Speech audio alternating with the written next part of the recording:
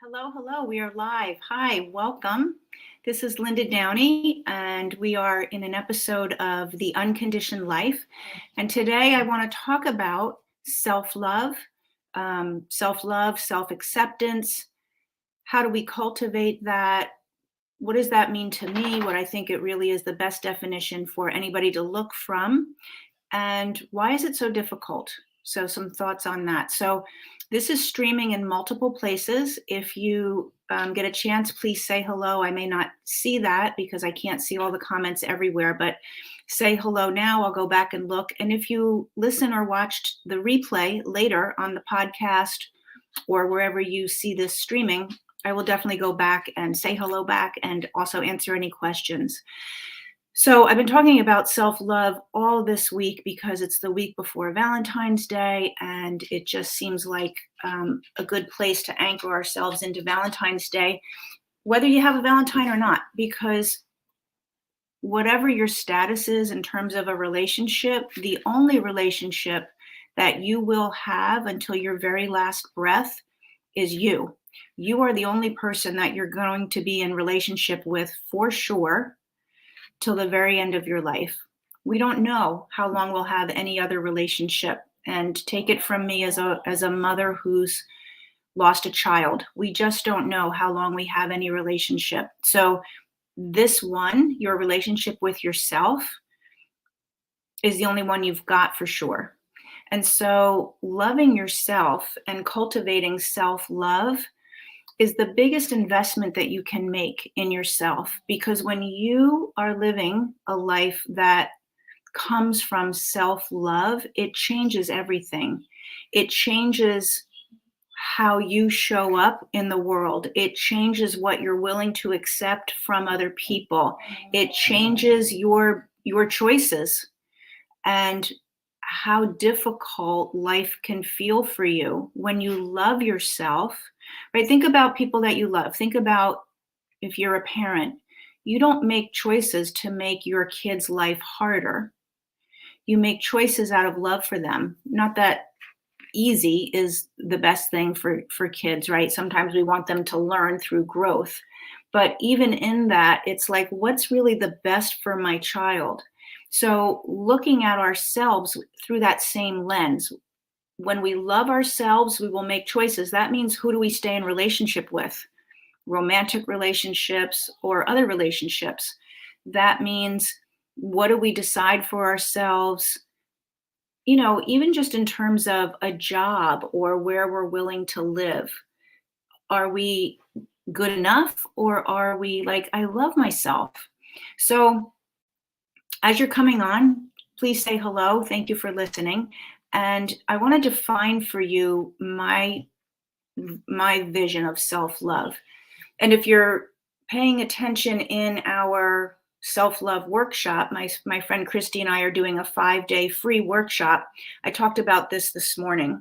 So some of you may not be there. So self-love, in our culture, we have a very consumer culture, consumer oriented, and we also have a culture that's very much focused on how we feel, our five senses, our indulging ourselves. So self-love often looks like, oh, I'm going to take the day off and I'm going to go have a spa day, or I'm going to go buy something, like, oh, this feels really good. I just bought this thing and I feel really good about myself, or other kinds of experiences. But it's a very consumer, and it's an in the moment sort of sensory way that we take care of ourselves.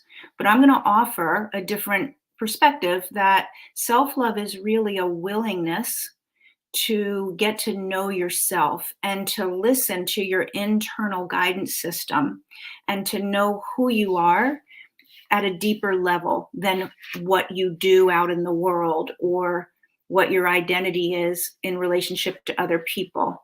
No, getting to know yourself at a deeper level than that, and being willing to accept who you know yourself to be. And that means the good parts and the bad parts.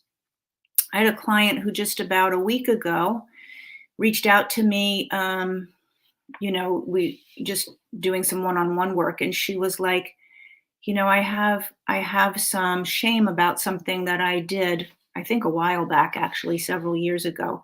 And we talked about it. And I said, listen, we all have things about ourselves that aren't great. That's what we call our shadow selves. But it's not that they're not great. It's part of who we are as a human being. So self love and self acceptance means I recognize I have the great external parts of me that I'm so happy to show out in the world. And I also have the shadow parts of me, the things that I've held shame about, the things that I don't really want to tell anybody because I worry that it would change how they see me. Those parts of us, that's all that makes us up human. So having self-love is saying, I'm going to accept that. I'm going to look and see what that shadow self is telling me, what those parts of me are sharing about me that are going to allow me to grow and expand. So self-love is a consistent willingness to get to know ourselves. It's active. It's active, meaning I stand in witnessing myself as I'm moving through my day. What are my thoughts that I keep saying to myself? What are my feelings? Like witnessing that. And where do I want to go? Otherwise, we're just programming, right, from the past, and we're not really present to who we're being. And then we're not loving ourselves. We're not even paying attention to ourselves. So self-love is active. Self-love is consistent. Self-love is a willingness to accept, and to accept with compassion. So one of the things, particularly in the spiritual work that I do with my clients, we're about 4 weeks into a 12-week spiritual program. And I think it was last week, we talked about what's in it for me, love. WIIFM. You could write it down. WIIFM. Most people love from a what's in it for me love. Oh, hey, Charm. Charm says hi. Hey, Charm. And then somebody else who just shows up as Facebook user, starting therapy Monday, coming out of a toxic relationship, trauma bond, and more. I'm listening to you need to relearn things like self-love, healthy relationships, and build myself up. Yes, that's exactly what we do, because when we've been traumatized, so this is a little bit, I'm just going to take a tangent and respond to that. When we've had experiences in our life that caused pain, we needed to find a way to cope with them. That's the trauma response. So we find a way of coping, and then we're operating through that coping mechanism. And then we often find other people who are also operating through their own coping mechanisms. And we fit like a puzzle piece. We're a match. Except that now you have two people who are not growing and expanding and accepting and loving, but rather two people coping and using that mechanism. And if someone wants to shift out of that mechanism, the relationship doesn't work anymore because it only worked through that trauma bond or that coping. So I wish you best of luck on moving forward from that. And if you ever want to talk about, I've had a lot of clients who've done therapy. What I do is different than therapy, and it actually is unraveling what we need to in order to have you move forward. So Charm, yeah, Charm wrote it on WIIFM. What's in it for me? Because people often love from a place of what's in it for me. So I'm in a relationship with you and I love you, or it looks like love, but it's really not, because as soon as you don't do the things that I am expecting you to do, as soon as I feel like you're not giving me the whole reason that I started this relationship for, now I'm not going to love you so much. So it's very conditional. We do the same thing to ourselves. That's why I brought it up, because this conversation is about self-love. So we do the same thing to ourselves. If I'm out here, and I'm doing all the things that I've decided make me a good person. I'm sticking with my diet and I exercise and I'm showing up in the community and I whatever. I love myself. But as soon as I mess up, as soon as I go off the diet, then it's like, oh, I'm such an idiot. I'm doing this again. See, I'm a loser. I never stick with it. That's not love.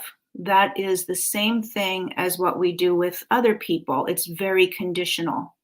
As long as I show up perfectly within my expectations, I'll give myself love, but it's really just acknowledgement, waiting for myself to trip up.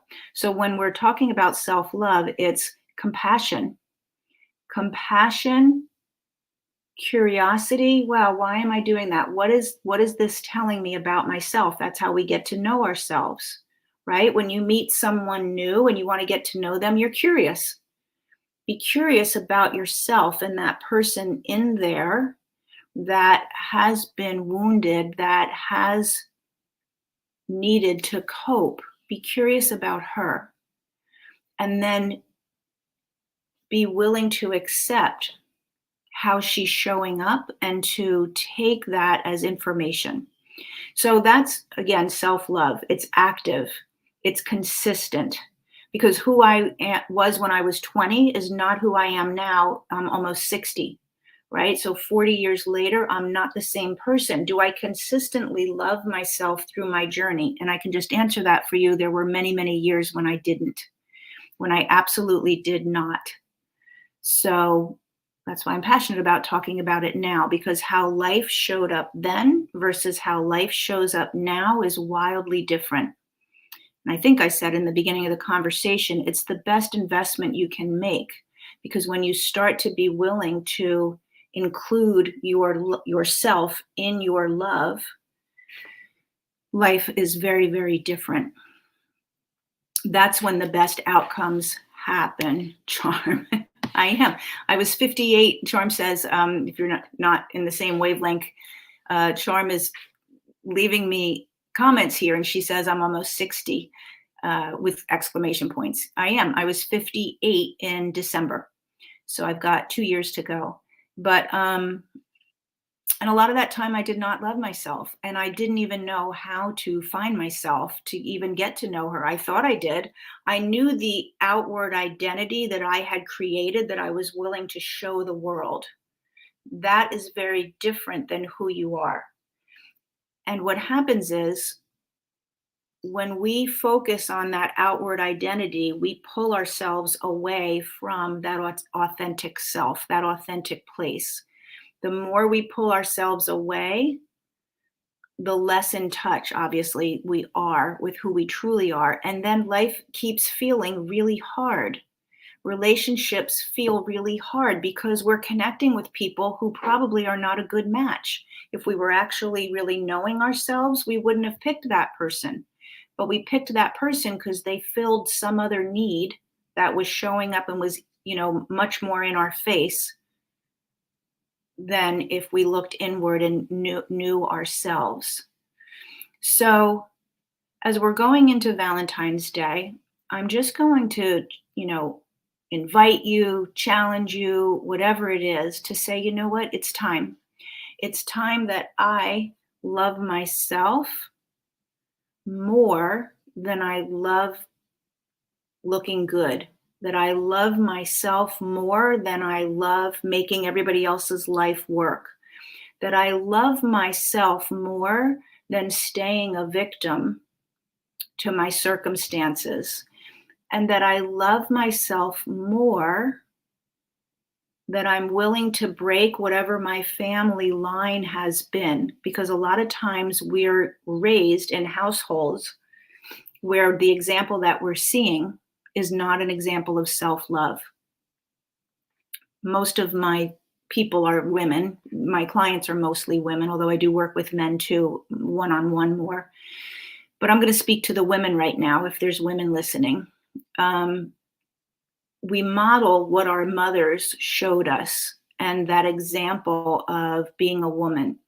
And so a lot of women see examples of Let me make it okay for your father. Let me do no, no, no, I got it. Nope, nope, you sit there. No, hush, don't make your father angry. Like we see examples of stuffing down of ourselves to make the household work. Moms who are exhausted and doing it all. And it seems like it's out of love, but it's really out of, if I do this, then I'll feel worthy. If I, or this is how my mother did it. So self love is being willing to break that lineage, to say, I'm going to release that here and now and not carry that forward. In fact, I'm going to carry forward to my children and to the people coming after me a very different possibility. It's a possibility of whole connection here. So do you love yourself enough to let go of the hold that our parents and grandparents and great grandparents, what messaging we got that pulls ourselves away from who we truly are? So that's my invitation and my challenge as we head into Valentine's Day the next week. And I would love to hear what your thoughts are about that. And also just know, like, this is really the work that I do with clients in a lot of different ways and different levels. So there's deep, really intensive, longer client relationships that I have. And then there's also smaller bites depending on what you're willing and able to do right now. Like, what are you really ready to take on? So if self love or anything else along the lines of rewiring how you think, along the lines of clearing stuck emotions that don't feel good to stay in, along spiritual healing, anything like that, reach out. I'm happy to let you know what it is that we do and how that could work for you. Okay. So thank you for listening to this episode. It's called The Unconditioned Life because my goal is to help you release the conditioning of your past, release the automatic ways of being, release the messaging that you've gotten from your lineage and from your ancestors, and to create newly and freely from your own place the life that you want. That's the unconditioned life. Okay? So have a great weekend, and I will see you next week, round and about Valentine's Day. All right, take care. Thanks.